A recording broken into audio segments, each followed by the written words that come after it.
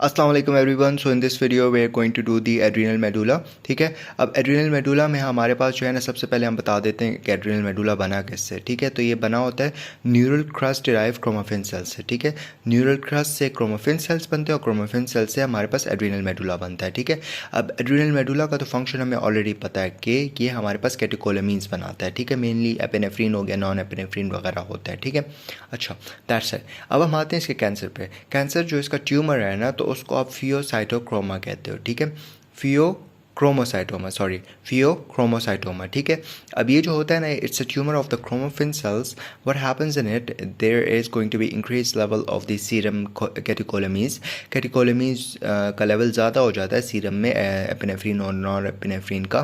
तो उसकी वजह से क्या होता है, अब हमें पता है कि एपिनेफ्रीन या नॉर एपिनेफ्रीन का बॉडी पे क्या अफेक्ट होता है। मतलब हमारे पास हमें नज़र आएगा हाइपरटेंशन नज़र आएगी। ठीक है, इसके अलावा हेडेक हो गया, पल्पिटेशंस हो गई, टैकीकार्डिया हो गया, स्वेटिंग्स हो गई। क्या है, हाइपरटेंशन है। सॉरी, मेरे दूसरे हाथ में कैमरा है, so I am not going to be able to write properly, लेकिन जस्ट आपको समझ आ जाए ना। ट्यूमर है क्रोमाफिन सेल्स का। ठीक है, ट्यूमर ऑफ क्रोमाफिन सेल्स। ठीक है, अच्छा फिर इसके बाद इसमें क्या होता है, हमारे पास कैटेकोलेमीन का लेवल जो होता है वो ज़्यादा हो जाता है। ठीक है, कैटेकोलेमीन। ठीक है, ठीक है, अच्छा इसके बाद अब कैटेकोलेमीन का लेवल जब ज़्यादा हो जाएगा तो हमें हाइपरटेंशन होंगी, हेडेक होगा, पल्पिटेशंस होंगी, टैकीकार्डिया वगैरह, स्वेटिंग वगैरह होगी। ठीक है, वही आसान सिम्टम्स है।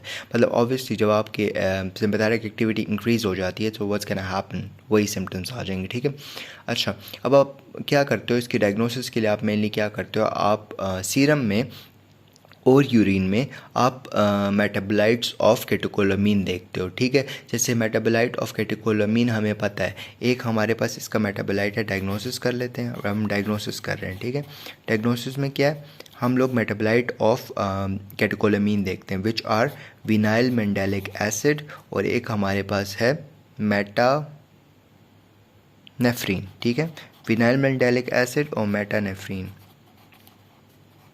ठीक है, सॉरी राइटिंग ज़रा गंदी है, लेकिन आपको बस समझ आनी चाहिए। ठीक है, तो हम लोग क्या करते हैं, सीरम में और यूरिन में विनाइल मेंडेलिक एसिड और मेटानेफ्रीन का लेवल देखते हैं। ठीक है, अच्छा अब इसके लिए ट्रीटमेंट क्या करते हो। ट्रीटमेंट में आप यही करते हो कि आप अल्फ़ा ब्लॉकर्स दे देते हो, और मेनली आप जो है अल्फ़ा, अभी तक तो आपने फार्माकोलॉजी पढ़ ली होगी ना, तो आपको पता होगा कि हम लोग जो फिनॉक्सीबेंजामीन है ना, ठीक है, फिनॉक्सीबेंजामीन जो है ना, ये हमारे पास इरिवर्सिबल अल्फ़ा ब्लॉकर है। ठीक है, तो हम ये मेनली दे देते हैं।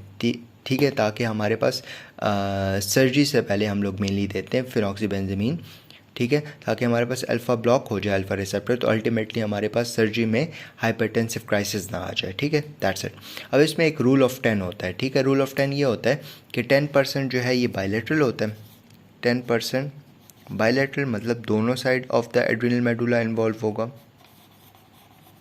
10% जो है ये फेमिलियल होता है, मतलब इसमें इनहेरिटेंस के चांसेस होते हैं। 10% जो होता है वो होता है मैलिग्नेंट।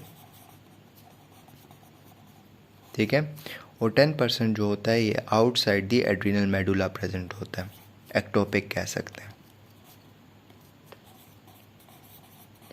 मेनली ब्लैडर में प्रेजेंट हो गया, या हमारे पास organ of Zuckerkandl at the inferior mesenteric artery है। ठीक है, अच्छा तो क्या है, 10% जो है वो हमारे पास ये वो है फेमिलियल है, 10% जो है ये एक्टोपिक है, 10% मैलिग्नेंट है, और 10% जो होता है ये वो होता है, क्या कहते हैं, बायलैटरल होता है। ठीक है, अच्छा अब इसके बाद हमारे पास इसमें जो जीन्स एसोसिएटेड होते हैं ना, मेनली एक हमारे पास हो गया मैन 2।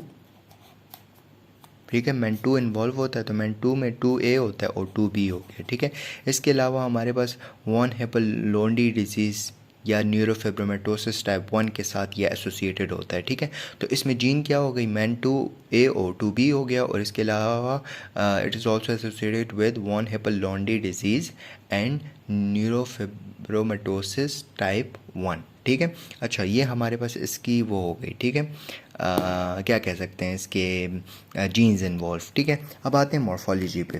ठीक है, अब ये रॉबिन्स में मॉर्फोलॉजी लिखी हुई है। ठीक है, बहुत इजी लिखी हुई है। ठीक है, मैं आपको सीक्वेंस वाइज बता दूंगा। ठीक है, कि आपको सेल्स कैसे नज़र आते हैं। ठीक है, अच्छा देखो, सबसे पहले आप मॉर्फोलॉजी जब आप देखते हो ना तो आपको ग्रॉस अपीयरेंस सबसे पहले आती है, ठीक है। मॉर्फोलॉजी में आपने देखनी है ग्रॉस अपीयरेंस, ठीक है। तो ग्रॉस अपीयरेंस में आपको नज़र आते हैं स्मॉल टू लार्ज सेल्स, ठीक है, स्मॉल टू लार्ज सेल्स,